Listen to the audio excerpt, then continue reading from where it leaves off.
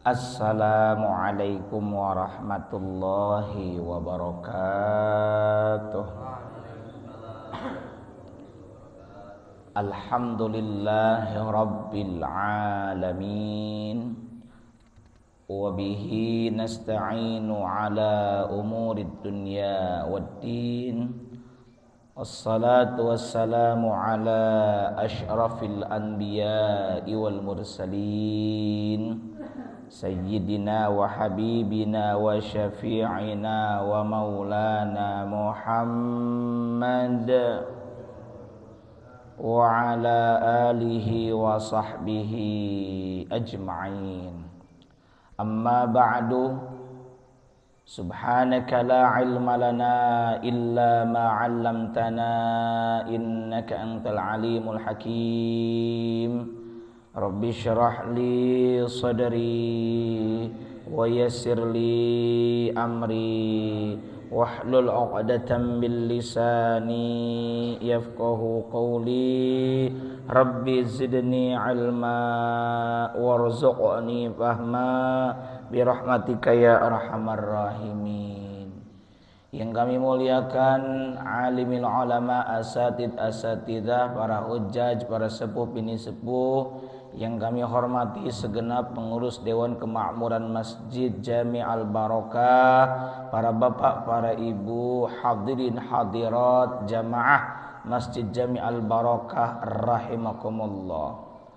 Puji dan syukur mari sama-sama kita panjatkan kehadirat Allah Azza wa Jalla, karena pada kesempatan pagi ini Ahad 10 Muharram 1447 Hijriyah bertepatan dengan 6 Juli 2025 Miladiyah, Allah kumpulkan kita semua hadir di tempat ini mulai dari salat subuh berjamaah yang dilanjutkan dengan zikir, dan alhamdulillah saat ini kita hadir.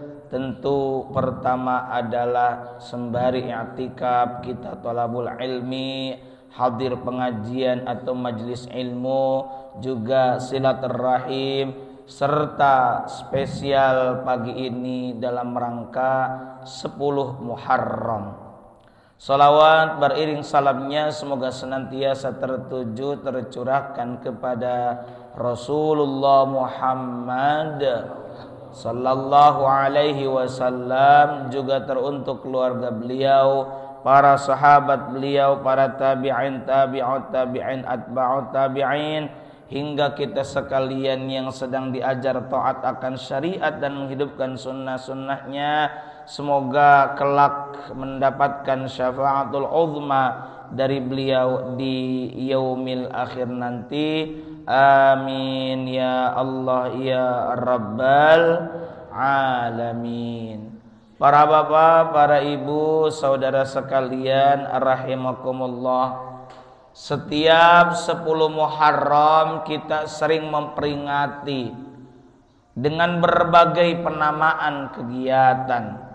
Ada yang menamakan dalam rangka syukuran tahun baru Islam, ada yang menamakan hari Asyura, ada yang menamakan juga dengan peringatan lebaran yatim.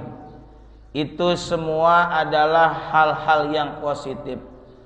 Pertama, kalau berkenaan dengan peringatan tahun baru Islam, di zaman Nabi beliau belum menetapkan penanggalan atau penggunaan kalender yang kita kenal dengan kalender Hijriyah.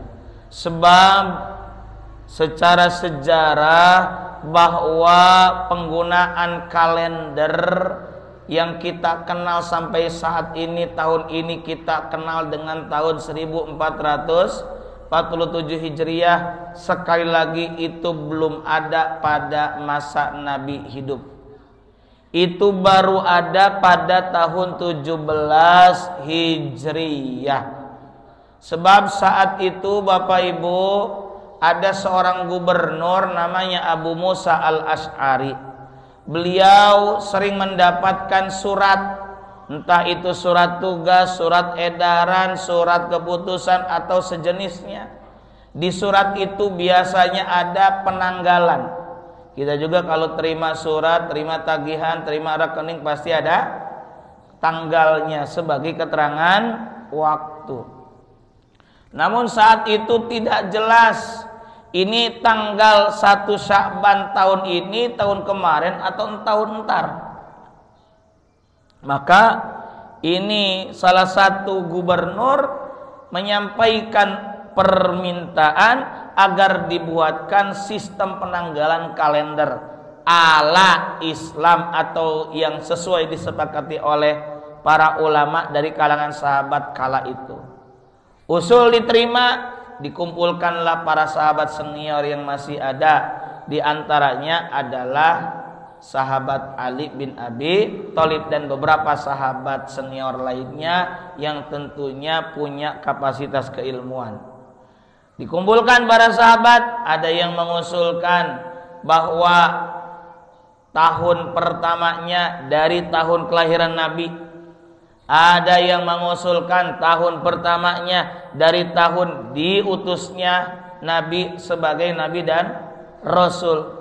Ada lagi yang mengusulkan bahwa tahun pertamanya itu dari masa hijrahnya Nabi dari Makkatul Mukarramah ke Yathrib yang kita kenal dengan sekarang Madinatul Munawwarah. Ada pula yang mengusulkan tahun pertamanya dari tahun wafatnya Nabi Muhammad sallallahu alaihi wasallam.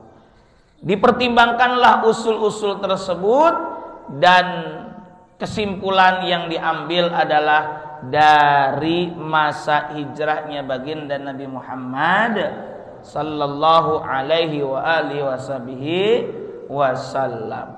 Cuma bulan pertamanya bulan apa?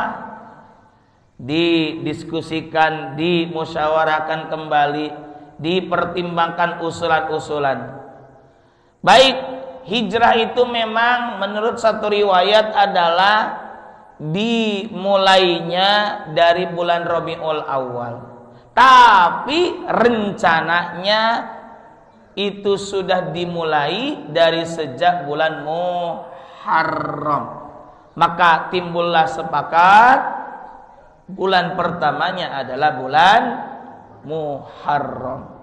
Ditambah lagi bulan Muharram adalah syahrun min ashuril hurum, satu di antara 4 bulan yang dimuliakan. Ada 4 bulan yang termasuk ashurul hurum, 3-nya berurut yakni Dzul Qa'dah, Dzul Hijjah, Muharram, dan satu lagi terpisah yakni bulan Rajab.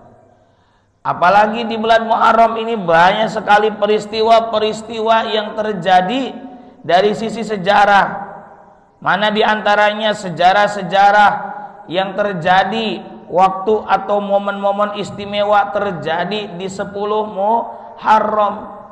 Ya, di antaranya adalah bahwa di bulan Muharram, tepatnya di 10 Muharram yang kita kenal dengan Asyura. Dan ini tolong diingat, Asyura-nya versi Ahlus Sunnah wal Jamaah, bukan berkenaan dengan kelompok di luar Ahlus Sunnah wal Jamaah. Di tanggal 10 Muharram adalah momen diterimanya taubatnya Nabi Adam alaihissalatu wassalam setelah beliau diturunkan ke bumi. Fatalaqqa Adamu min rabbih kalimatin fataba alaih. Kalimatin di sini adalah kalimah doa Rabbana zalamna anfusana wa illam taghfir lana wa tarhamna lanakunanna minal khasirin. Dan di 10 Muharram pula itu adalah momen bertemunya kembali Nabi Adam alaihissalatu wassalam dengan Sayyidatuna Hawa, Jaddatuna Hawa. Setelah sekian lama diturunkan dan berpisah. Menurut satu riwayat Nabi Adam ini diturunkan di kawasan Hindustan, India. Ya, tingginya saja 27 hasta. Pokoknya tiang listrik lewatlah pokoknya tingginya. Dan Sayyidatuna Hawa di Jazirah Arab. Makanya ada kampung atau kota Jeddah. Gitu. Kalau yang pernah ke sana ada sepeda, itu bukan sepeda Nabi Adam, bukan sempat viral, ya, sepeda Nabi Adam, bukan. Itu mah cuma miniatur atau landmark kota Jeddah, di antara tugunya ada tugu sepeda. Nah, bertemunya di mana?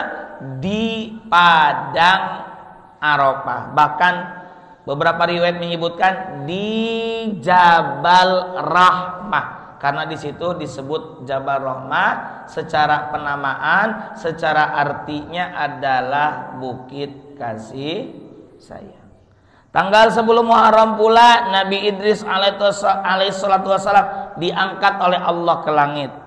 Tanggal 10 Muharram pula Nabi Nuh alaihissalatu wassalam diselamatkan oleh Allah keluar dari perahunya sesudah bumi ditenggelamkan selama lebih kurang, menurut riwayat tertentu adalah 6 bulan.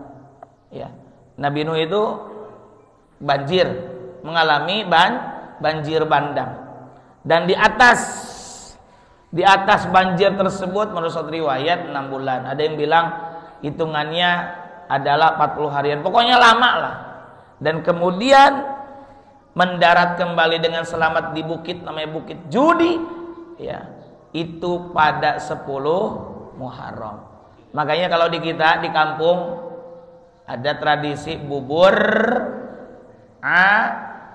Asyura, yang itu nggak umum, sagalana dicampurkan, betul nggak?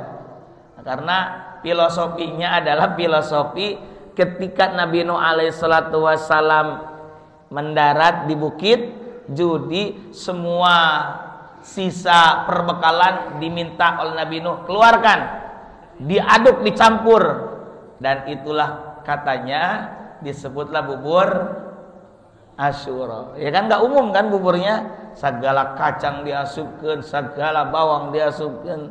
Nah itu menurut ya konon begitu katanya. Kemudian Nabi Ibrahim alaihissalatu wassalam diselamatkan oleh Allah dari pembakaran yang dilakukan oleh Raja apa? Namrud.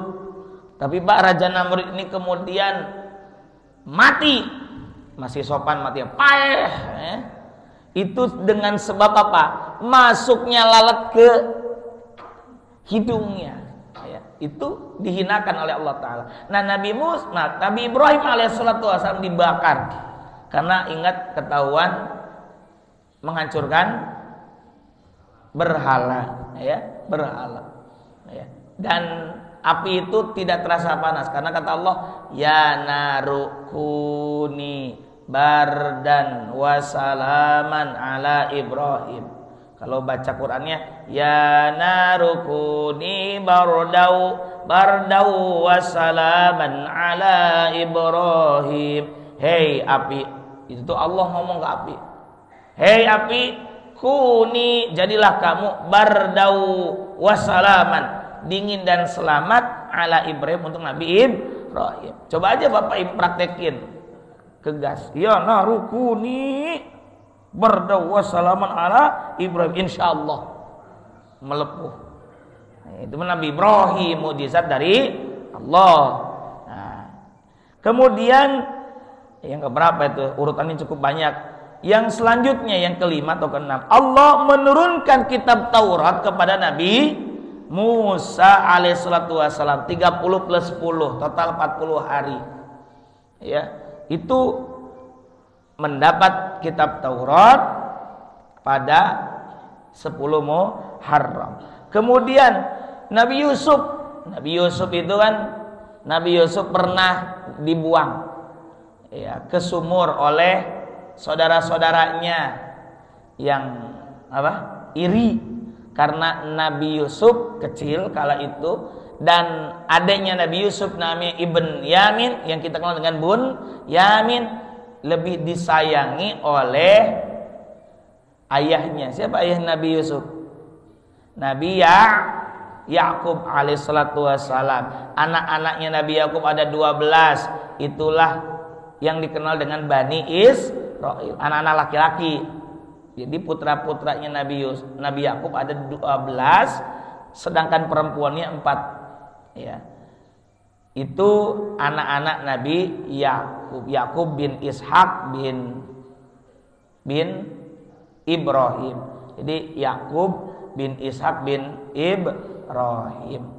Nah, 12 ini disebutlah Bani Israil. Nah, Nabi Yusuf ini kemudian ditemukan oleh seorang musafir, kemudian dijual ke Mesir.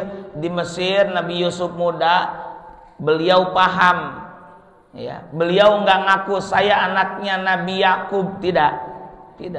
Beliau mengaku dengan nama Yuzarsif. Itu dijual di mana? Di Mesir. Dan di Mesir dijual dan dibeli oleh istrinya Ibnu Al-Aziz, ya, bendaharanya kerajaan Mesir. Istrinya siapa? Zulaikha, lain Julehanya, Zulaikha, gitu. Panjang lah ceritanya. Nah, ini Nabi Yusuf alaihissalam kemudian kena fitnah dan dipenjara, dibebaskan dari penjara itu 10 Muharram. Kemudian Nabi Yakub, ayahnya Nabi Yusuf, itu sedih, nangis menantikan kepulangan Nabi Yusuf sampai matanya hampir buta dan sembuh kembali itu pada 10 Muharram. Jadi pulih kembali pandangan penglihatan Nabi Yakub pada 10 Muharram. Nabi Yunus itu kan pernah dimakan oleh ikan apa? Ikan hut atau sejenis ikan paus lah ya. Kemudian beliau bebas, bisa keluar dari itu ikan, ya, setelah sekian lama. Dan kala itu beliau banyak memperbanyak zikir tasbih subhanaka, la ilaha illa anta subhanaka inni kuntu minadh dhalim. Itu tasbih atau istighfarnya Nabi Yunus, keluar terbebas dari ikan itu pada 10 Muharram. Nabi Musa alaihissalatu wassalam, beliau ketika dikejar-kejar kemudian diselamatkan. Wa idnajainakum min ali fir'auna yasumunakum su'al adzab yudabihuna abnaakum wa yastahyun nisaakum wa fi dzalikum bala'un min rabbikum 'adzim. Wa id faraqna bikum al-bahra. Kami belah lautan itu. Laut apa? Laut merah. Itu laut merah terbelah dan kemudian Nabi Musa dan umatnya bisa selamat, beserta pengikut yang beriman bisa selamat dari kejaran siapa?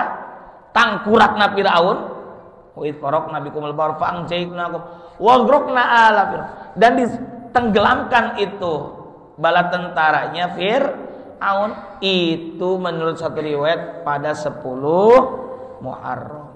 Kemudian banyaklah pokoknya, termasuk diangkatnya Nabi Isa alaihissalam itu menurut riwayat tertentu pada 10 Muharram. Nah, begitu banyak sejarah yang berkenaan dengan 10 Muharram.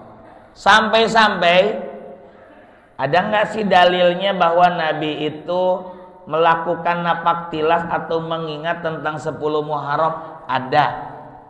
Di mana ini dibuktikan dengan praktek puasa sunnahnya Nabi Muhammad sallallahu alaihi wa alihi wasallam pada 10 Muharram. Awalnya Nabi itu ketika datang ke kota Madinah, dulu namanya masih apa? Yathrib, ya. Itu orang-orang ada ahlul kitab puasa. Ini riwayatnya di dalam kitab Sahih Al-Bukhari nomor 2204 dan di dalam kitab Sahih Muslim nomor 1130 ada hadis begini, an Ibnu Abbasin radhiyallahu anhuma, diriwayatkan dari Ibnu Abbas, anak laki-lakinya Pak Abbas. Siapa? Abdullah bin Abbas, semoga Allah meridhoi untuk keduanya. Qala Ibnu Abbas atau Abdullah bin Abbas ini berkata, qadiman nabiyyu sallallahu alaihi wa alihi wasallam. Nabi pernah tiba al-Madinah di kota Madinah. Fara'al Yahuda, lalu Nabi melihat orang-orang Yahudi tasumu yauma Asyura, di mana orang-orang Yahudi itu puasa hari Asyura, tanggal berapa? 10 Muharram. Faqala, maka Nabi bertanya, "Ma hadza?" Ada apa ini? Kok Anda sekalian berpuasa? Dijawab oleh orang-orang Yahudi yang berpuasa itu, qalu hadza yaumun salihun. Ini adalah hari baik. Ini saja sudah jadi dalil. Ini tanggal 10 Muharram adalah hari baik. Disampaikan kepada Nabi Muhammad. Orang-orang Yahudi kenapa mengatakan ini 10 Muharram adalah hari baik? Yaumun, ini adalah hari, ya. Hadza yaumun, ini adalah satu hari najjallah Bani Israel. Najjallah yang mana Allah menyelamatkan Bani Israel kepada Bani Israel min aduwihim, dari musuh-musuh mereka. Siapa musuh-musuhnya? Fir'aun dan bala tentaranya. Fasomahu Musa, lantas sebagai wujud syukur bisa bebas dari kejaran Fir'aun, maka Nabi Musa kala itu berpuasa, ya. Fasomahu Musa. Maka Nabi Musa berpuasa pada 10 Muharram saat terbebas dari kejaran Fir'aun. Qala, setelah Nabi mendengarkan penjelasan dari siapa? Orang-orang Yahudi yang saat itu sedang puasa di Madinah, Nabi merespon dengan bersabda begini, fa ana ahaqqu bi Musa minkum, maka aku lebih pantas, lebih berhak, lebih layak dengan Nabi Musa. Karena apa? Ya, Nabi Muhammad adalah bagian dari utusan Allah, seperti halnya Nabi Musa. Maka kata Nabi Muhammad, fa ana ahaqqu bi Musa minkum, maka aku lebih layak, lebih berhak dengan Nabi Musa dibandingkan kamu sekalian. Fasomahu, maka beliau, ya Nabi Muhammad, berpuasa di hari Asyura. Wa amara bisyamihi, dan beliau memerintahkan, maksudnya menganjurkan, karena waktu itu baru tahun pertama, belum ada perintah puasa Ramadan, belum ada. Maka Nabi memerintahkan sahabat kala itu untuk juga berpuasa Asyura. Namun pernah kemudian Nabi Sallallahu Alaihi Wasallam diingatkan oleh sahabat yang lain. Dalam kitab Sahih Muslim nomor 1134 ada riwayat Ibnu Abbas radhiyallahu anhuma. Qala, kata Ibnu Abbas, hina soma Rasulullah sallallahu alaihi wasallam, ketika Rasulullah sallallahu alaihi wasallam itu berpuasa yauma Asyura pada 10 Muharram, wa amara bisyamihi, dan beliau juga memerintahkan sahabat-sahabatnya untuk berpuasa. Qalu, para sahabat berkata begini, ya Rasulullah, wahai Rasulullah, innahu, sesungguhnya itu hari Asyura 10 Muharram, yaumun, adalah hari tu'azzimuhul yahudu wan nasara, adalah hari yang diagungkan oleh orang-orang Yahudi dan Nasrani.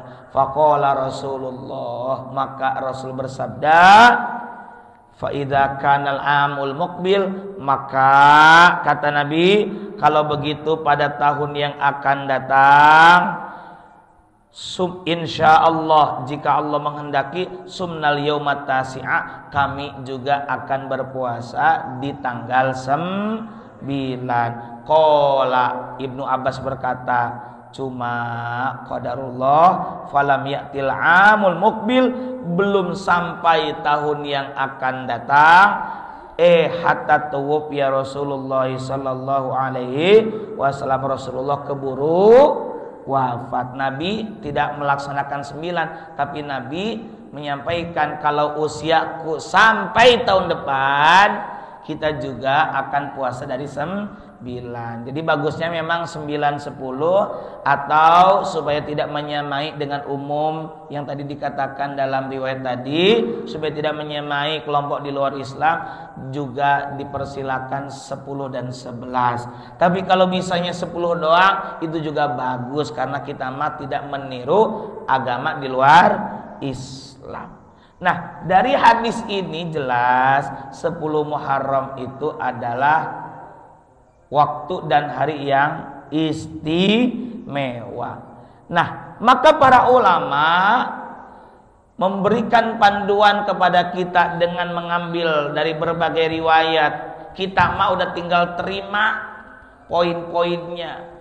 Maka kesempatan baik ini, satu, kesempatan pergantian waktu supaya hari ini lebih baik daripada hari kemarin, supaya kita juga memanfaatkan Ashurul Hurum, karena Muharram termasuk satu di antara 4 bulan yang dimuliakan, di mana kebaikan yang kita kerjakan akan dibalas dengan berlipat ganda. Yang ketiganya, karena 10 Muharram tadi dikatakan adalah hari yang baik, yaumun solihun, maka kita manfaatkan ini hari dengan amal-amal yang baik, amal-amal salih.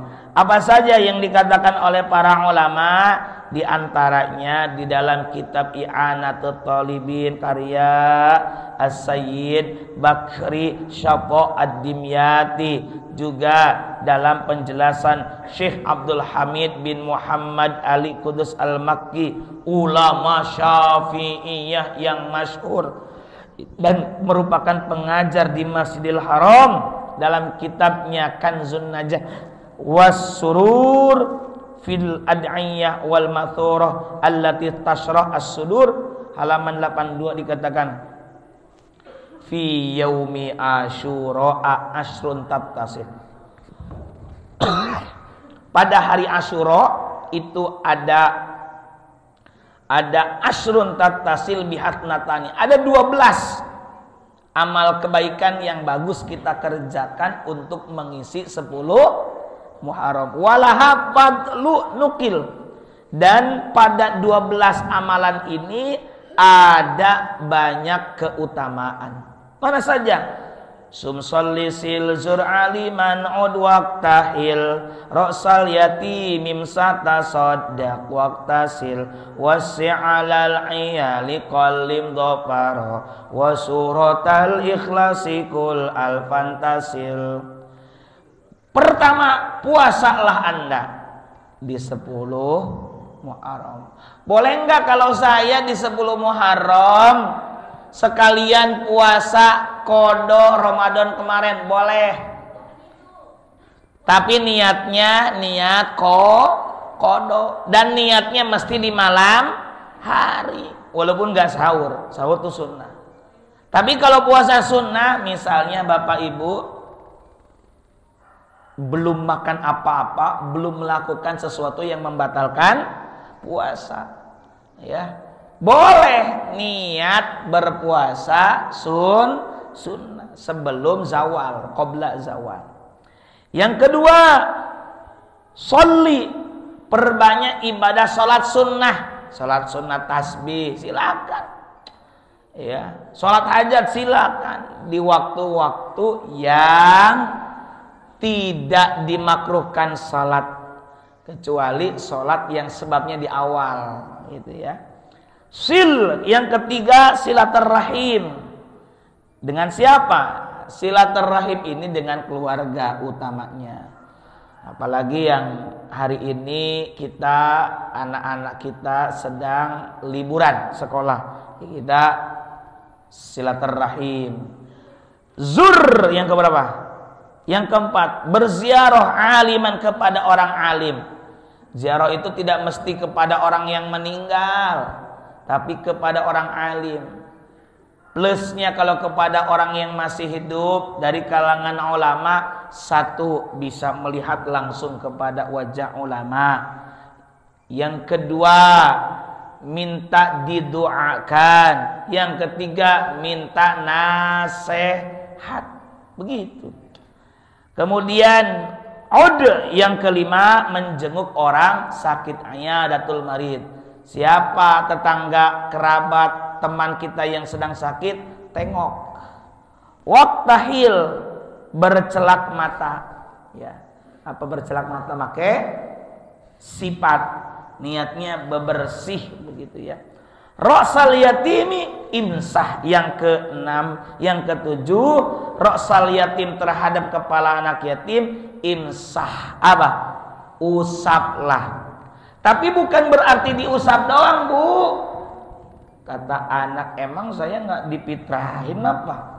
Nah, maksudnya mengusap kepala anak yatim adalah menunjukkan bentuk kasih sayang. Kepala ini adalah bagian yang terpenting dari manusia, dan karena ini adalah anak-anak, kita usap. Sambil apa ya? Kita bantu semampu kita. Alhamdulillah hari ini difasilitasi oleh DKM, oleh PHBI, dikumpulkanlah sekian materi nominal. Alhamdulillah hari ini kita berikan. Maka seringkali dinamai 10 Muharram dengan Idul Yatim, hari raya yatim. Padahal kalau kita mau ngasih ya kepada anak yatim, silahkan kapan saja. Tapi karena ini momentumnya, kita jadikan momentum hal yang baik. Alangkah lebih baiknya ini kemudian berlanjut minimalnya setiap pekan. Karena anak-anak yatim butuh jajan, bukan saja setahun sekali, tapi apalagi setiap hari. Begitu. Kemudian yang ke-8, tasaddaq, bersedekah kepada fakir miskin. Makanya seringkali ini amal-amal yang kita bahas dikumpulkan dalam satu momen. Ada yang sambil sedekah, dibuatlah bubur asyura, sedekah. Ya, kalau di kami itu, ayo patungan apanya, mentahnya, berasnya, reksa gelas, 2 gelas, seliter, 2 liter kumpulkan. Mau uangnya digabungkan, salembur sekampung, dibuat, kemudian disedekahkan. Ada lagi di kampung lain, bikin bubur asyura masing-masing, silahkan. Nanti sedekahkan, mau 5 mangkok, 6 mangkok, sekian mangkok, dipakai makan bersama. Ya, begitu disedekahkan. Supaya sambil puasa malam hari misalnya. Nah, sambil dalam kegiatan seperti sekarang ada silaturahim, yang tadinya nggak pernah ketemu jadi ketemu. Ini bisa nih Pak PHBI dan DKM, biar subuh berjamaah haladir begitu ya. Nu hadir-hadir nu henteu kan gitu. Kemudian wagtasil, mandi sunnah. Ini kita niatkan bebersih. Bebersih biasanya mandi itu adalah sebagai bentuk perwujudan dari menghormati satu waktu. Seperti kita sholat Idul Fitri, Idul Adha, ada sunnahnya apa? Mandi sunnah. Ya, yang mau ihram juga ada mandi sunnah karena menghargai momentumnya. Wasi' alal iyali, yang ke-10. Wasi', luaskanlah, alal iyali, untuk keluarga. Apa yang diluaskan? Napakoh.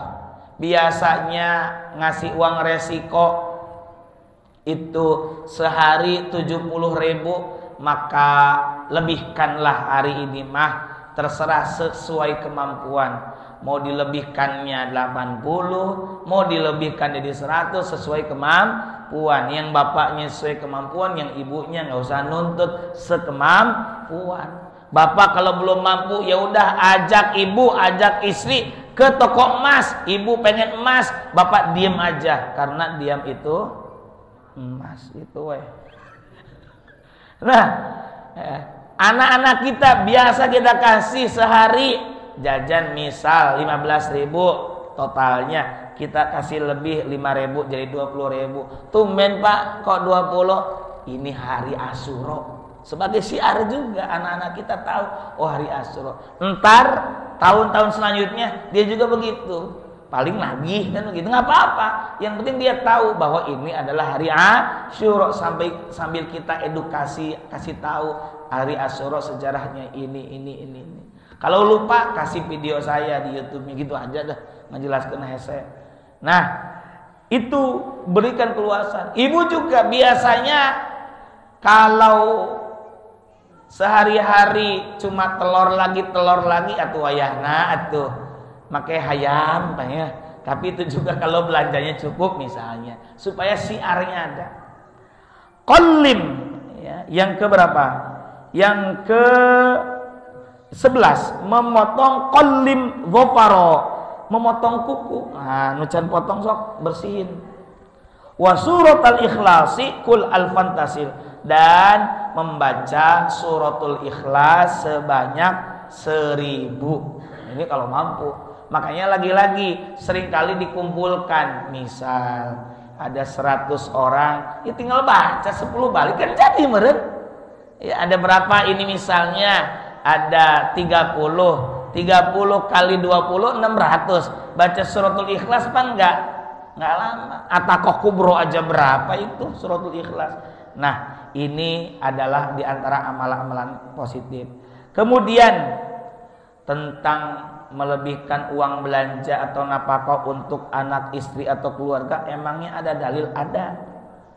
An Abi Sa'id Al-Khudri, diriwayatkan dari Abu Sa'id Al-Khudri radhiyallahu ta'ala anhu, qala, ia berkata, qala Rasulullah sallallahu alaihi wasallam, telah bersabda Rasulullah Muhammad sallallahu alaihi wa alihi wasallam, man wassa'a, siapa yang meluaskan, alal iyali, kepada keluarganya. Meluaskan apa? Nafaqah, meluaskan, melebihkan uang belanja ya. Sama ibu juga dalam hal sajian makanan ya. Sekali lagi kalau mampu. Ini kalau nggak dikatain begitu khawatirnya nuntut begitu ya. Fi yaumi Asyura, di hari Asyura, wassa'allahu, apa benefit, keuntungannya, keutamaannya, Allah akan meluaskan alaihi, kepada orang yang meluaskan itu. Bapak misalnya memberikan kelebihan belanja nafkah, maka keutamaannya wassa'allahu alaihi, Allah akan meluaskan baginya, fi sanati, di tahun itu, kulliha, seluruhnya, berarti akan diluaskan pula rezekinya. Rawahu Tabrani wal Baihaqi, telah meriwayatkan hadis ini Imam Tabrani dan Imam Hakim. Terakhir tentang keutamaan menyantuni anak yatim. Apakah ada keutamaan-keutamaannya? Oh, luar biasa keutamaan menyantuni anak yatim ini. Banyak sekali. Saya sebut dulu globalnya, nanti sedikit mengutip hadis atau dalil. Pertama, sudah barang tentu yang gemar menyantuni anak yatim akan dijamin masuk surga. Apa kata Nabi? Ana wa kafilul yatimi fil jannah kahataini. Aku bersama orang yang menanggung kebutuhan anak yatim kelak di surga seperti ini. Berarti keistimewaannya, keutamaannya, satu masuk surga, yang kedua masuk surganya dekat dengan Nabi. Yang ketiga, akan mendapatkan pertolongan dari Allah Subhanahu wa ta'ala, karena ketika kita menyantuni, membantu kebutuhan anak-anak yatim, itu sama dengan menolong hamba Allah pada umumnya. Apa kata baginda Rasul? Wallahu fi aunil abdi ma kana al abdu fi auni akhihi. Allah senantiasa menolong hambanya selama hambanya mau menolong sesama saudaranya. Ini kan saudara kita, anak-anak kita juga ya. Kemudian Yang keberapa? Yang keempat, terhindar dari siksaan di akhirat. Ya, singkat-singkat aja. Kemudian akan menjadi atau mendapat golongan atau gelar al-abror, yakni orang-orang yang taat kepada Allah Ta'ala. Ini juga dengan kita menyantuni anak yatim akan menjadi amal untuk bekal di akhirat. Bahkan kita semua maklum ketika kita mau menyantuni anak-anak yatim, maka kita terhindar dari golongan yukadzibu biddin, yang mendustakan agama. Ara'aitalladzi yukadzibu biddin fadzalikal ladzi yad'ul yatim. Nah, maka dengan kita hari ini menyantuni anak-anak yatim, terbebas dari itu. Ya.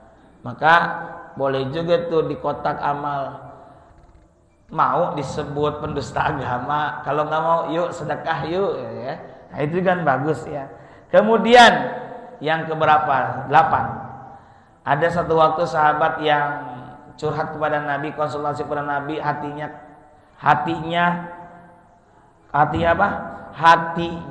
itu keras ya. An Abi Hurairah radhiyallahu ta'ala anhu. Di dalam kitab Musnad Imam Ahmad bin Hambal, di dalam hadis riwayat Imam Ahmad bin Hambal nomor 9018, ada hadis An Abi Hurairah radhiyallahu ta'ala anhu, diriwayatkan dari Abu Hurairah radhiyallahu ta'ala anhu, anna rajulan, bahwa ada seorang laki-laki, syaka, mengeluhkan, ilan Nabi, kepada Nabi sallallahu alaihi wasallam, qaswata qalbihi, tentang kerasnya hati dia. Hatinya keras. Faqala, maka apa kata Nabi? Jawab beliau, imsah ra'sal yatim, usaplah kepala anak yatim. Dalam arti berikan kasih sayang. Terserah kasih sayang tidak melulu dengan uang, pokoknya dengan apa yang menjadi kebutuhan mereka. Wa at'imil miskin, dan berilah makanan kepada orang-orang miskin. Maka dari itu para bapak jamaah sekalian rahimakumullah, tidak ada ruginya, bahkan begitu banyak keuntungan yang akan bapak ibu peroleh ketika kita mau menyantuni anak-anak yatim, spesialnya lagi di hari Asyura. Ini saja yang bisa kami sampaikan. Semoga ada banyak manfaat dan keberkahannya untuk kita semua. Dan tentu jazakumullah ahsanul jaza. Semoga Allah membalas segala kebaikan yang bapak ibu berikan kepada anak-anak yatim ataupun kepada orang-orang yang sangat membutuhkan dari kalangan fuqara dan masakin. Amin ya Allah ya rabbal alamin. Mari manfaatkan kesempatan 10 Muharram ini, di bulan Ashhurul Hurum ini, dan dihadiri, diamini oleh anak-anak yang dicintai oleh Rasulullah, agar doa-doa kita yang kita langitkan semoga dikabul oleh Allah Ta'ala, hajat-hajat kita dipenuhi oleh Allah Ta'ala, dan apapun yang menjadi kebutuhan kita, yang sedang seret rezekinya semoga dilancarkan, yang punya utang biar terbayar, yang sedang sakit semoga disembuhkan oleh Allah Ta'ala, yang sedang sekolah, belajar, kuliah, mondok, baik anaknya semoga dilancarkan, orang tuanya dimudahkan biayanya, dan tentunya hasil maksud yang dicita-citakan. Yang belum punya jodoh biar cepat punya jodoh, yang sudah punya pasangan belum punya keturunan semoga segera punya keturunan, yang belum punya dan belum dapat pekerjaan semoga segera dapat pekerjaan yang terbaik. Amin ya Allah ya rabbal العالمين على هذه النية وعلى كل نية صالحة إلى حضرة النبي المصطفى محمد رسول الله صلى الله عليه وسلم وعلى آله وأزواجه وذرياته وأهل بيته ولمن دخل في بيته الكرام شيء لله لهم الفاتحة. أعوذ بالله من الشيطان الرجيم. بسم الله الرحمن الرحيم. الحمد لله رب العالمين الرحمن الرحيم مالك يوم الدين إياك نعبد وإياك نستعين اهدنا الصراط المستقيم صراط الذين أنعمت عليهم غير المغضوب عليهم ولا الضالين آمين. استغفر الله العظيم يا مولانا يا معبود يا كريم يا الله يا الله يا الله يا مجيب السائلين آمين آمين آمين يا رب العالمين. بسم الله الرحمن الرحيم. الحمد لله رب العالمين. اللهم صل على سيدنا محمد وعلى آله وصحبه أجمعين. اللهم اغفر لنا ذنوبنا ولوالدينا وارحمنا وارحمهم كما ربونا صغارا ولجميع المسلمين والمسلمات والمؤمنين والمؤمنات الأحياء منهم والأموات إنك سميع قريب مجيب الدعوات ويا قاضي الحاجات. اللهم أعنا على ذكرك وشكرك وحسن عبادتك. اللهم إنا نسألك الهدى والتقى والعفاف والغنى. اللهم أغننا بالعلم وزينا بالحلم واكرمنا بالتقوى وجملنا بالعافية.